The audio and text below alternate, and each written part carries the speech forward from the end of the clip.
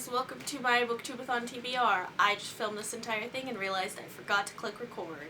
So, there are 7 book challenges for Booktubeathon, and I have tried to fulfill every single one of them. I don't have one of the books that I'm going to read yet, but hopefully I will end up with it at some point during this week, so I will just mention it. So Booktubeathon is happening from August 3rd until the end of that week. I don't know what the date is. And there's a bunch of different challenges and hosts, and I'm pretty excited for it. It starts tomorrow, so I'm gonna get this up tonight.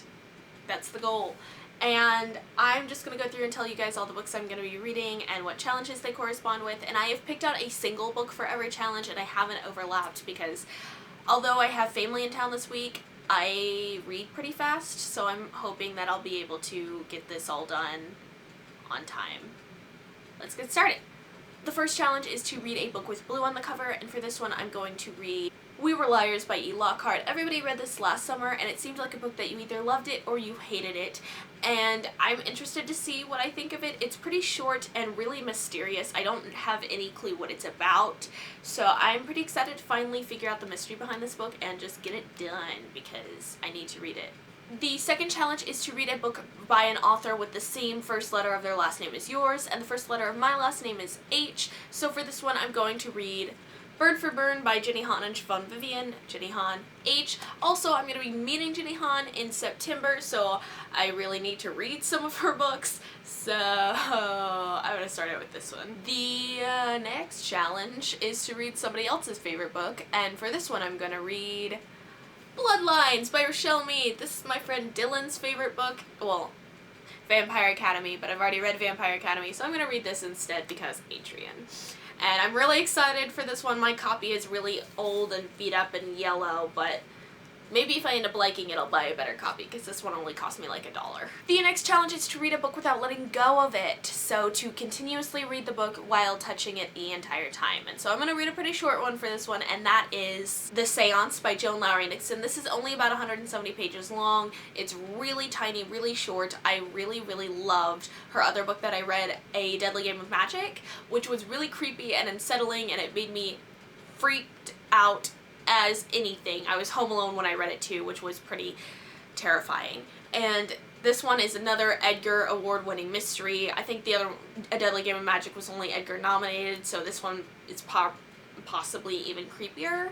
And I'm really, really excited for this. I love horror books, and she is turning out to be one of my favorite horror authors. So hopefully this one lives up to my expectations. The next challenge is to read the last book you acquired, and for this one I don't actually have the book yet.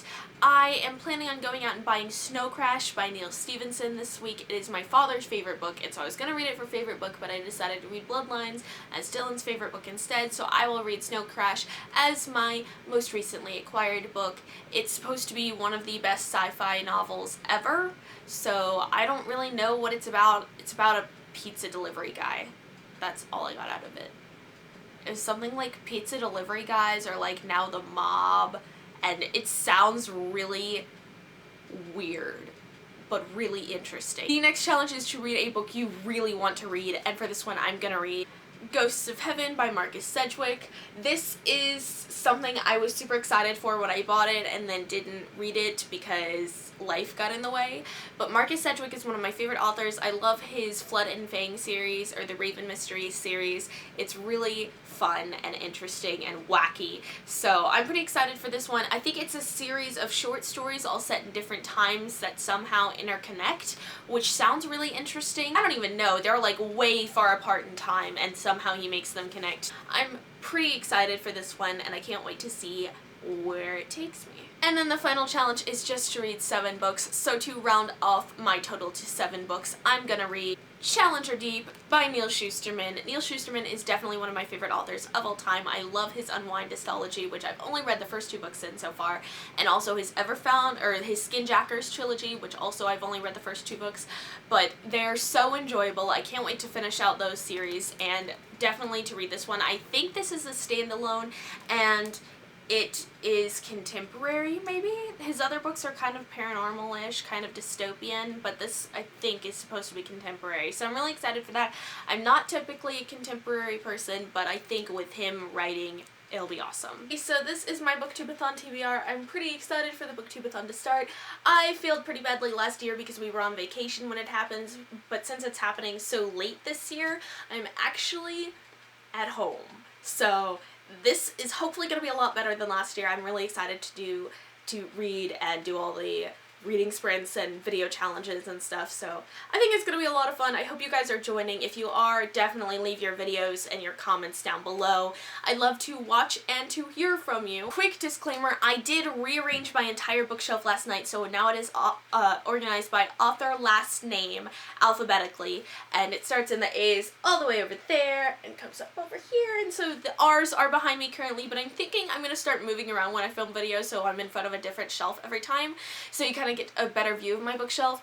Also, I'm thinking about doing a bookshelf tour now, but I have so many books, it's not healthy. Except that it is, because I love them.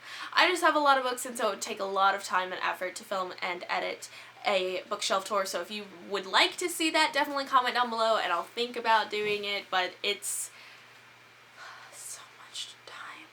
It's exhausting. I filmed a couple of them before and then never got them up because I was too lazy to edit them. And now they're out of date, so. Anyways, thank you so much for watching, and until next time, keep reading.